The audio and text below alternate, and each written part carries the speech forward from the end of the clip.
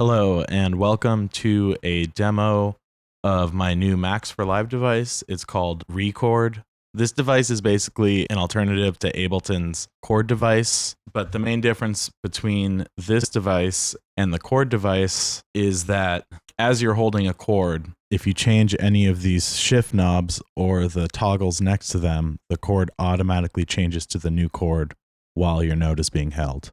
It's basically 6 of my repitch devices stacked together. So I can hold a chord here. If I turn these off,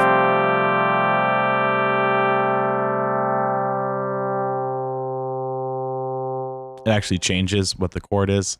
Can also, turn any of these.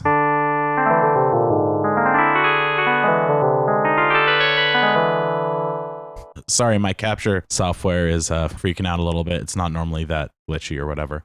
So let's set this back to 12 really quick. So yeah, basically it makes it more like modulatable because you can hold a chord out and like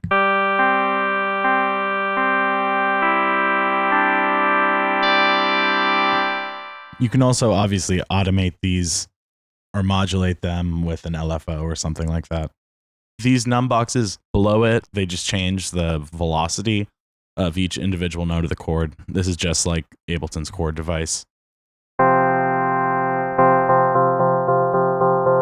yeah, you can hear as I turn it up, the velocity gets quieter and louder compared to the other notes. There's also this preset section. I've saved a couple chords here.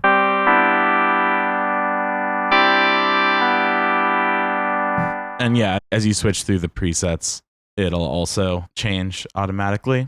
All you do is shift click to add a preset, and then you just click on it to get to them. If you shift alt click, it'll delete the preset. Shift option click on Mac. So yeah, you can set a bunch of different chords here. Now, just like the repitch device, this device also has a quantizer, meaning that as you change any of the shift knobs or the on-off knobs next to them, those changes get quantized to the beat.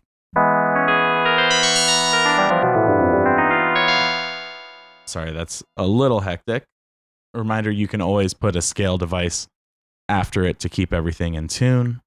You can also modulate all these parameters with a device like my note map, which would allow you to modulate them with your MIDI keyboard. I'm probably going to make a video doing that pretty soon. So if you were to change this to every quarter note, it would be like this.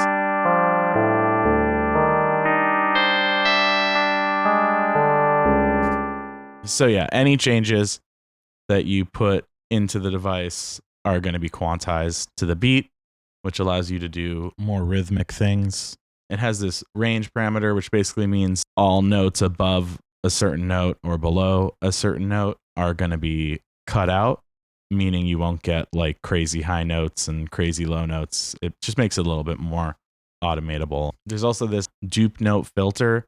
This is kind of hard to explain, but the way it works is basically, let's say I just have this on 5 steps and 0 steps right now. So getting a perfect fourth. Now, if this were off, this might be a little hard to hear, but if you play, let's say a C and then an F, and then if you let go of the F that would have been triggered on the C because it's 5 steps above it will be let go as well. But now if you have this dupe note filter on, it will keep that F holding since you're still holding the C and you would probably want the F. So, and then I'm going to let go of the F, and you can still hear that fourth is happening. This can be useful to keep things a little smoother. And yeah, so that is a simple demo of the device. I have here another version of it that is modulated, and you can see more how you could use this device to make some musical stuff. So I'll just show you how I'm modulating it really quick. So here I have an LFO. I've mapped all the shift knobs to different scales and whatnot of the LFO so I can get some variation on every single note. And then I also put a minor pentatonic scale device after the device, which will just help keep everything in key. So yeah, I'll just play a little bit of that.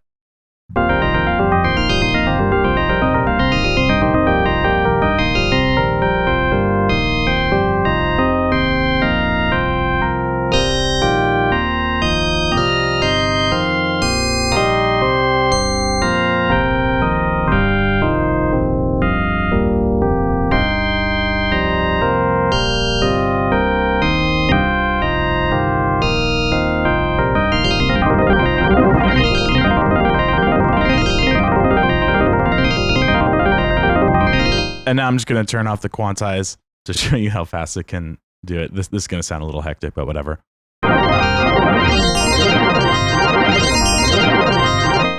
Oh yeah, one thing I forgot. There's also this speed limiter. This will just limit how fast it modulates. It's not quantized, but just if you don't want it to go quite that fast.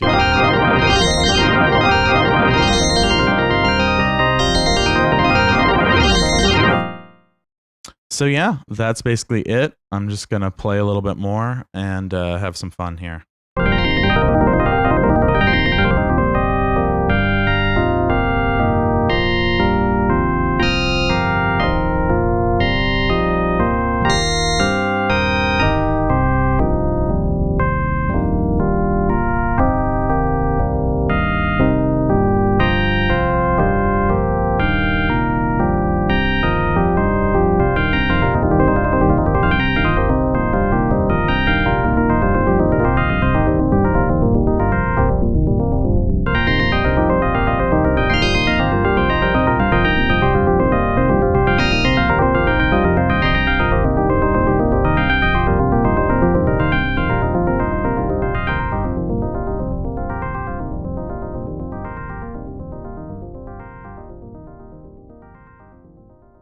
So one thing I should also mention is if you quantize the MIDI going into the device, you won't get those weird chirping things that you may have just heard. That's just because I'm playing live into it. I could have added, a Max for Live quantizer or just quantize the MIDI in a clip the old school way. So yeah, I think that about does it. Special shout out to Nathan Turzan. I'm hoping I'm pronouncing your name right. But he's the one who gave me the idea for this device, and he also makes cool MIDI plugins himself. His plugin is called Scale Navigator. It's basically an alternative to Ableton's scale device, but it allows you to change between keys and scales in a very unique way where it kind of shows all the related keys and allows you to shift to them. It would definitely go great with this device. So I'm going to leave a link in the description to it. And yeah, check it out. Thanks for watching the video. Like and subscribe if you haven't already. And I should be releasing more new devices pretty soon. Got some stuff in the works. Thanks. Bye.